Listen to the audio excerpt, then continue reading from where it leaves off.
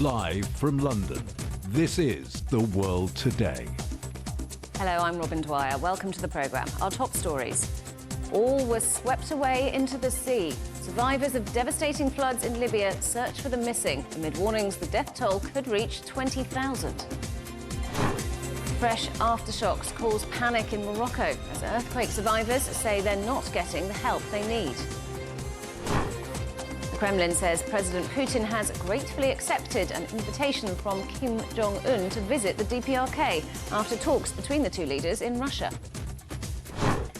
And stay indoors to avoid the smog. A warning for Sydney as authorities burn bushland around the Australian city to keep future fires from spreading. The death toll from devastating floods that swept away the Libyan coastal city of Derna could reach 20,000. That's the warning from the town's mayor. Thousands of people are still missing, with a major search and rescue operation underway. Authorities fear there could soon be more deaths as unburied bodies cause outbreaks of disease. Powerful storm Daniel unleashed tsunami-like waves that swept away the centre of Derna. 2 dams collapsed, sweeping multi-storey buildings into the sea with sleeping families inside. Many bodies are now being washed up on shore. Well, our correspondent Ahmed Abbar joins us from Tripoli.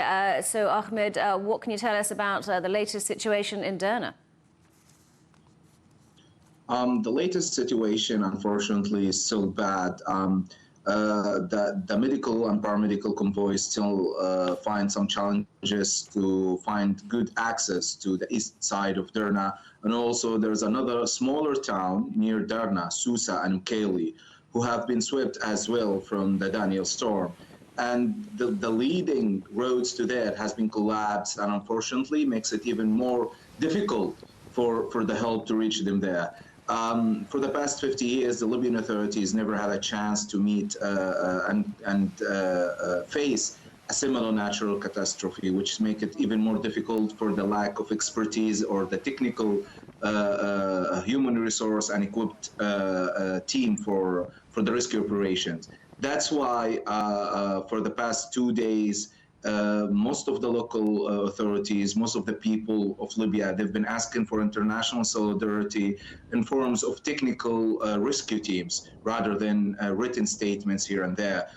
We can see that since yesterday, the Algerian and Turkish rescue team, also with the Italian and Spanish rescue team, have reached the disaster zones. They were quite efficient, and their assistance was valuable. So far, there are a few hundreds today. They were rescued. These survivors, they have been for 48 hours beneath the destroyed buildings. However, there's more survivors in Susa town, more survivors in the east side of Derna, sending messages through their phones as the SIM cards and internet service have returned to Derna and to the disaster zones. And they are requesting help. They are telling us that they are trapped beneath these buildings. Their whole families are together waiting and desperately asking for help, as most of the local authorities, the Libyan people, have been voluntarily to help and assist those in needs. However, the lack of expertise, the lack of knowledge in terms of how to manage and how to respond to such disaster remains a huge challenge to the Libyan authorities. Well, as well as trying to continue to rescue those who are still trapped, one of the big fears is outbreaks of disease, isn't it? How's that being dealt with? Well, it's just not only dead bodies of unfortunately, of Derna's citizens, also the animals that have been swamped there. As I said yesterday, it was the first indicator of a partial relief for the west side of Derna. They've been dealing with these bodies, and that's why they were in desperate need for body bags, for coffins. Yet the situation is still much, much worse in the east side of Derna. It's still much worse in these 2 towns, Susa and Mkaili. But so far, the west side have been witnessing a few positive improvements in terms of transporting these bodies, of saving as many lives as we can, of also responding in terms of dead bodies that has been unfortunately suffering from the lack of attention, and also I mean, for the past 2 days, they were transporting dead bodies into civilians' cars. We didn't even have the opportunity to transport them through equipped cars or large vehicles. So yesterday, it's starting to be better. And I can tell that within the upcoming 48 hours, things will be better, as long as we can see, and we can see more technical teams have been, reaching to the disaster zones, have been coming to Libya in order to support the local authorities and the Libyan government to respond to such disaster. Ahmed, good to talk to you. Thank you for joining us. That's our correspondent Ahmed Abba in Tripoli. Survivors of Morocco's earthquake have expressed their frustration over what they see as the government's slow response to the disaster. 6 days after the 6.8 magnitude quake struck, many people are still sleeping outside as aftershocks rattle villages already reduced to ruins. Well, our correspondent Giles Gibson is in Marrakesh. So, Giles, are people getting the help that they need?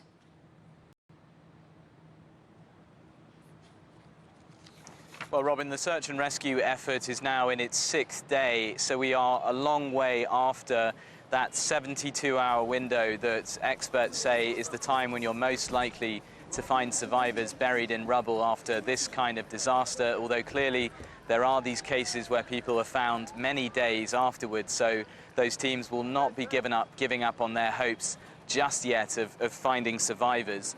Alongside that effort, there is also the relief effort for the thousands of survivors who've been left stranded and perhaps, or in many cases, without a roof over their heads.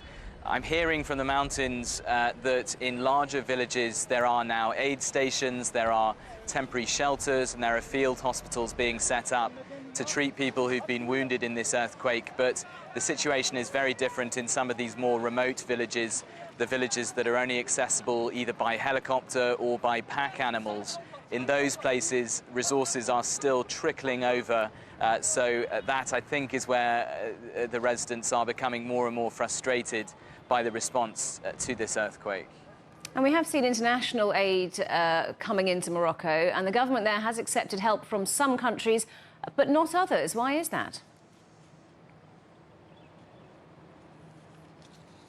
Yeah, Robin, it's just accepted relief from a few countries, including the UK and Spain and Qatar and the United Arab Emirates. We are also hearing from the World Bank that they have begun initial discussions with the Moroccan government about financing for the response to this disaster, but they generally work on, much longer timeframes. They're not the sort of short-term response like you see with the World Food Programme, for example.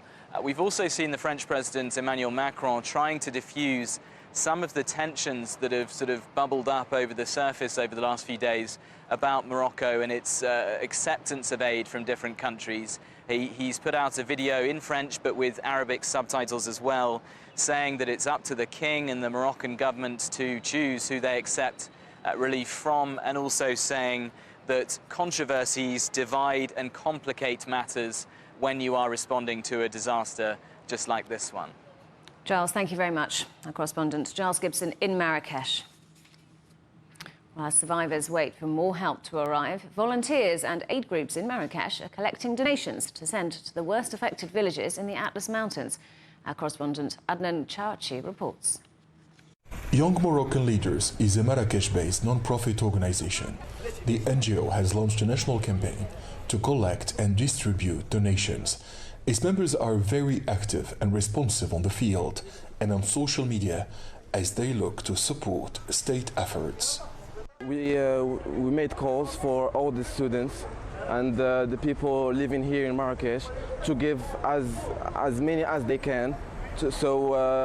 Like diapers, food, water, everything that they can help with, and to bring it here so we can, because the road to get to those villages who were highly impacted by the earthquake, so it's so hard to get there. So we asked some people to help us to go there. Hind Madani is a 19-year-old civil society activist. She has called on all NGOs and associations in the North African country to scale up relief efforts as thousands remain in urgent need of help. Collecting donations such as food and clothes is the first step. Reaching remote and affected areas and distributing aid is challenging. We welcome any help from anyone. We must all support the communities affected by the earthquake. Thousands of volunteers and aid groups have been mobilized to help support the victims of the earthquake and to provide food and medical care to those who have been affected. Ismail Khalloufi is a third-year student at the Faculty of Medicine and Pharmacy in Marrakesh. He says all students and interns are involved in the relief effort in Morocco. The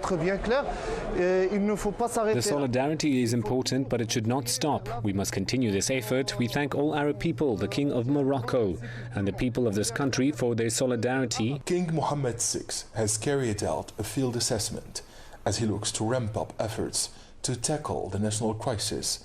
In addition to military trucks, private vehicles loaded with supplies continue to make their way to the disaster zones. Abdel Shawashi, CGTN, Marrakesh, Morocco. You're watching CGTN. Still ahead, the Hungarian pensioners returning to the jobs market. Why retirement is a distant dream for many.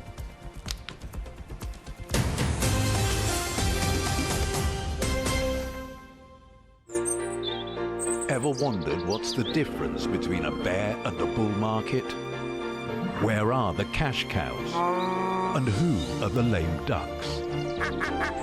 And what exactly are black swans? Grey rhinos?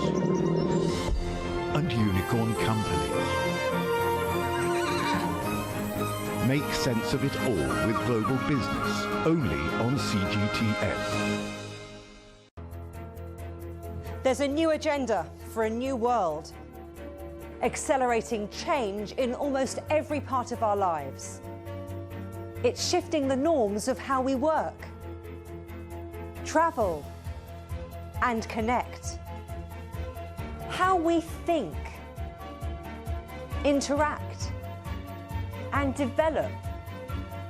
It's a new reality, a new agenda with me, Juliette Mann.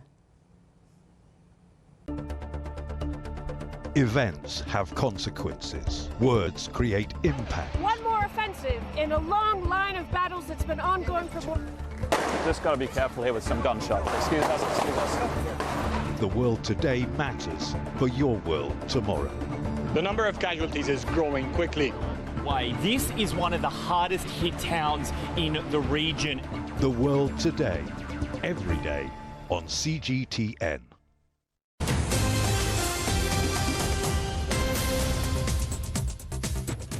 Welcome back. A reminder of our headlines.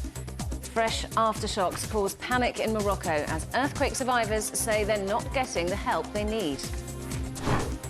And survivors of devastating floods in Libya search for the missing amid warnings the death toll could reach 20,000. Well, we can talk now to Peter Millett, who is the former British ambassador to Libya. Thank you very much for joining us on the programme today, Peter.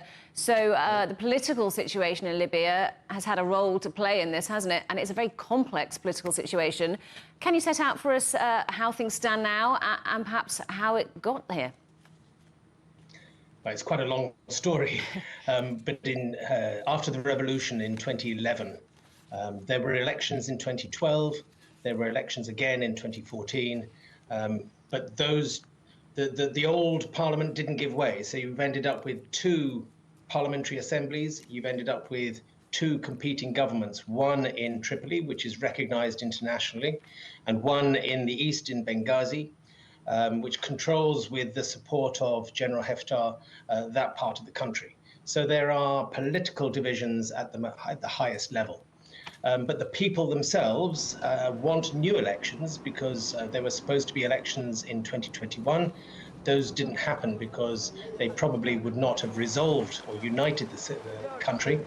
So the divisions at political level continue. What I find most interesting with this horrendous disaster in the east of the country is that the people themselves are coming together. There's real solidarity across the whole country at citizen level, wanting to help their brothers in Derna and the other afflicted towns in the east. But politically, as you say, we effectively have these two opposing camps, both effectively running different parts of the country. What impact has that had on governance and decision-making on what the country as a whole needs? Well, in the last 10 years, it's meant that there has been no serious attempt at economic reform. One of the legacies of Gaddafi was a lack of really effective institutions, a lack of investment in infrastructure, in capacity building, in training, and a lack of development of civil society. And I think we're seeing that both in what happened when the floods hit these dams, but also in the response to it. And I think it's regrettable if the political authorities are going to use this disaster for their own political purposes. The Libyans need at political level again to come together, to coordinate their efforts and not use it for their own political purposes. So you mentioned a lack of investment in infrastructure. Does this instability we've seen in Libya mean that keeping things like dams above Derna in good state of repair just took a backseat? From what I know, these dams were built about 50 years ago, and they were not being maintained properly. I saw that there had been actually a seminar or a debate last week in Derna about the consequences of the possible collapse of the dam. And then within a week, that had happened. So there was a lot of awareness that these dams were not being properly maintained. I mean, Libya is a wealthy country. It's got huge oil reserves, gas reserves. The money has been flowing in, especially with oil prices as they've been in the last 5 or 6 years. The money goes to the government and to the central bank in Tripoli. But a lot of that money has been spent on salaries, on subsidies, and has not been used to invest in infrastructure or in wider development. So what happens now? We see this unstable situation in the country. How does that affect Libya getting the help it needs now? I think it is very difficult because the international aid agencies and the NGOs and so on are not getting a clear idea of what is actually needed. They're getting probably conflicting views as to what is needed. This is where the United Nations, who have quite a strong presence, both political but also at development level. There is a humanitarian coordinator in the UN team, and she should be playing the role of bringing all these people together and articulating exactly what needs to be done and how that relief should be delivered. Peter, it's been great to have your insight today. Thank you very much for talking to us. That's Peter Millett, the former British ambassador to Libya. Thank you. The Kremlin says Russian President Vladimir Putin has gratefully accepted an invitation from Kim Jong-un to visit the DPRK. Kim is in Russia, where the two leaders held talks on Wednesday with discussions including military cooperation and the conflict in Ukraine. Washington and Seoul have warned against any potential arms deals. South Korea's National Security Council said Pyongyang and Moscow would pay the price if they violate UN Security Council resolutions. Well, let's talk to our correspondent, Dasha Chernyshova in Moscow. So, Dasha, what's been happening there today? Well, indeed, we have heard the Kremlin confirming that the Russian president has accepted gratefully the invitation of Kim Jong-un to visit North Korea. There has been no details provided as to when that might be taking place. But what we do know is that the Russian Foreign Minister Sergei Lavrov will be traveling to North Korea in October for the meeting with his North Korean counterpart. Moscow says it is eager to continue developing ties with Pyongyang. Those ties, according to Moscow, will be mutually beneficial and based on equal footing and the respect of each other's interests. We also have heard from the Kremlin confirming the information that the North Korean leader Kim Jong-un will still remain in Russia's Far East for several more days, not confirming how many days exactly, but what we do know is that Kim Jong-un is visiting Vladivostok to see Russian Pacific Fleet, as well as Komsomolsk on Amur, where the aviation production facilities will be attended by the North Korean leader. We have heard before that North Korean leader was interested in the aviation sphere, and Moscow has said that the cooperation between the two will be in all these spheres that the sides have been talking about. This includes medicine, this includes education, this includes the space technology. Russia saying that Russia could send to orbit, could send to space a North Korean astronaut. So indeed, we understand that the sides are talking about even tighter cooperation. Interestingly, once again, when the Kremlin spokesman was asked about military cooperation, he said that it is related to the sensitive areas of cooperation. And before that, we have heard Dmitry Peskov confirming that the results of the talks when it comes to the sensitive areas will never be made public. Dasha, thank you very much. Our correspondent Dasha Chernyshova in Moscow. Ukraine says it has destroyed an advanced Russian air defense system on the Crimean Peninsula. Ukrainian naval troops and security forces are said to have launched a coordinated attack on the facility. Radar stations and weapons at the base were destroyed in a series of drone and missile strikes. Moscow has not commented on the claims by Kyiv, but says several Ukrainian drones were shot down over the Black Sea in a separate failed attack on a patrol vessel. A huge fire has torn through hundreds of shops at a market in Bangladesh's capital, Dhaka. There were no casualties as flames swept through the area in the early hours before stores opened. The military and firefighters battled to contain the blaze well into the afternoon. A fire service official said the fire was likely caused by an electrical short circuit. Cambodian Prime Minister Hun Manet has arrived in Beijing for an official visit. It's Hun's first official overseas trip since taking office in late August. This year marks the 65th anniversary of diplomatic relations between China and Cambodia. China's foreign ministry said Beijing looks forward to strengthening ties between the countries with the building of a Cambodia-China community. India's southern state of Kerala has shut some schools, offices and public transport as authorities try and limit the spread of the rare and deadly brain-damaging Nipah virus. 2 people there have died from it and 3 more have tested positive. The state is battling its 4th outbreak since 2018. With a death rate of up to 75% and no vaccine, the virus spreads through contact with infected bodily fluids. A cruise ship stranded in Greenland since Monday has been pulled free by a fishing trawler. The luxury ship Ocean Explorer, which has 206 people on board, became stuck in mud in the remote Alpefjord National Park. The Ocean Explorer will be taken to a port to assess any damage, while passengers will be flown home. People living in Sydney are being urged to stay indoors as Australian authorities burn large swathes of bushland around the city to prevent the spread of fires. The measures are causing the air quality to plummet ahead of what's expected to be one of the worst bushfire seasons in years. Our correspondent Greg Navarro reports. Even when you can't see the smoke and the haze as you can on this day, which has covered Sydney for the better part of a week, you can still smell the smoke in the air from several deliberately lit fires. Now, each morning, the skyline is blanketed under a thick fog. It's the result of what the Rural Fire Service says is hazard reduction burning across more than, get this, 680 hectares. That's nearly 1,700 acres.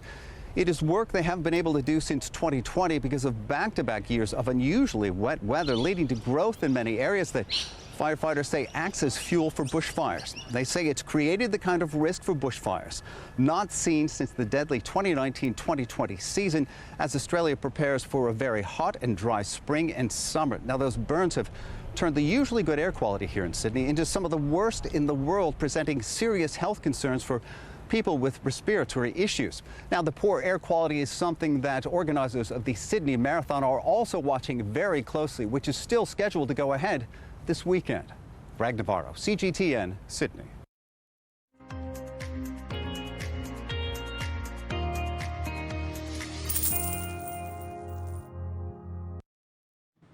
Surging inflation in Hungary is forcing more retirees to re-enter the job market than ever before.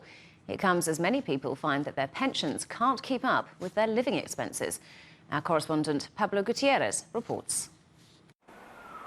Georgi Deutsch worked as a welder for most of his life. When he retired 10 years ago at 65, he hoped his pension would cover his living costs. But with Hungary's inflation outpacing his monthly income, he has returned to the workforce as a welding instructor.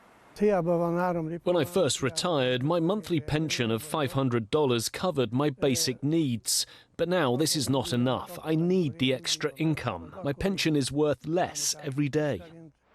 Deutsche is not alone. This year in Hungary, the number of men over the retirement age that have returned to work has tripled, and for women, it's quadrupled. Analysts say the main reason for the disparity is women's longer life expectancy. There are about 4.7 million people employed in Hungary this year. Out of that number, the number of retirees that rejoined the workforce surpassed 100,000. Hungary's government announced a 15% increase in pensions last year, but for many that was insufficient to cover their needs. The country's current inflation rate is 17.6%, the highest among EU countries. The typical pension in Hungary is about $400 per month, making it one of the least generous in Central Europe. Economists argue that this is a key driver behind more retirees rejoining the workforce. Hungary's pension system faces another critical challenge as more working-age people migrate to other EU countries for better paid jobs. The number of Hungarians in neighboring Austria has reached an all-time high, and they are currently 13% of the Austrian workforce. Hungary's former National Bank governor says within a decade, the country will have fewer workers than retirees. And the problem is that those who are active now would retire, and there's no one to fill the gap, unless there's an inflow of migrants. Meanwhile, Deutsch, who recently turned 76 years old, says he will continue working while he's physically able to do so. Aside from teaching, he has also picked up other welding jobs. Retirement, he says, will have to wait. Pablo Gutierrez, CGTN, Budapest. The headlines again. Survivors of devastating floods in Libya search for the missing amid warnings that the death toll could reach 20,000 people. Thousands are still unaccounted for, with a major search and rescue operation underway. Authorities fear there could soon be more deaths as unburied bodies cause outbreaks of disease. Fresh aftershocks cause panic in Morocco as earthquake survivors say that they're not getting the help that they need. And the Kremlin says that President Vladimir Putin has gratefully accepted an invitation from Kim Jong-un to visit the DPRK, following talks between the two leaders in Russia. And that is The World Today. Thanks for watching. There's more news on CGTN Europe's channel on the Telegram app, or scan the QR code on the screen to get stories and updates sent direct to your phone. We're back with more news at the top of the hour. Coming up next, it's World Insight. For now, from all of the team in London, it's goodbye.